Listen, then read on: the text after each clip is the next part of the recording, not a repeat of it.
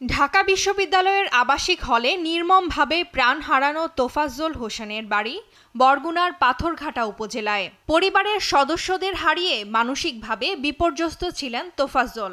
10 বছর আগে মোটরসাইকেল দুর্ঘটনায় হারান বাবাকে।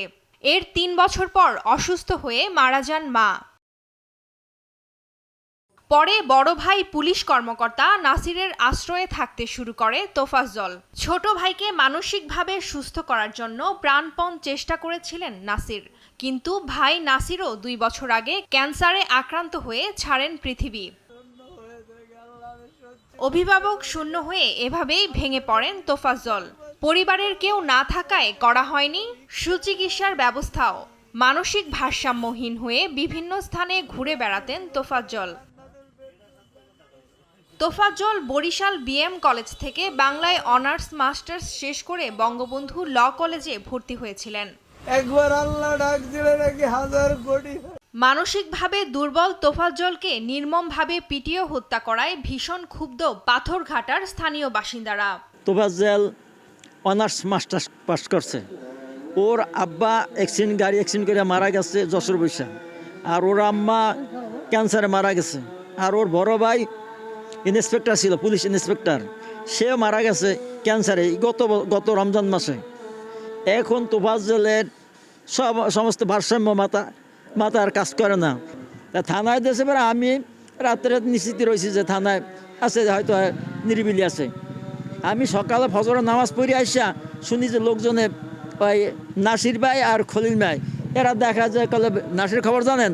আমি বললাম যে না, রাত্রে ওর থানায় দিয়েছে, এই জন্য এই শুনলাম। তখন আমার দেখায় যে এই দেখেন নাসির তোফাজ্জলের লাশ। এরা যারা এই করছে, অপমৃত্যু হয়েছে, এদের আমি ফাঁসি চাই, বিচার চাই সবার কাছে। তোফাজ্জল একজন ভালো স্টুডেন্ট ছিল, ভালো ছেলেও ছিল, এলাকায় ওর সুনাম আছে। হঠাৎ করে ও মানসিক ভারসাম্য হারাবার পরে এখন ঢাকা গেছে। ঢাকা যাওয়ার পরে এখন ওরা নাকি চোর সাব্যস্ত করে মানুষ পিটিয়ে মারছে। সুস্থ বিচার চাই। দাবি করা হয় তোফাজ্জলকে হত্যার আগে একটি মোবাইল নাম্বার থেকে আত্মীয়দের কাছে চাওয়া হয়েছিল 2 লাখ টাকা। পরে তো আমরা মোবাইল চুরির দ্বারে আটকে রাখছি, ওরে আপনারা ছাড়াইয়ে নেন। আমি বলছি যে আসলে আমি তো মহিলা মানুষ, 2টা বাচ্চা নিয়ে বাড়ি থাকি, মহিলা, স্বামী নাই, তা আমি তো এটার ডিসিশন নিতেও পারবো না, আর ছাড়াইয়েও আনার সম্ভব আমার এখান থেকে ঢাকা।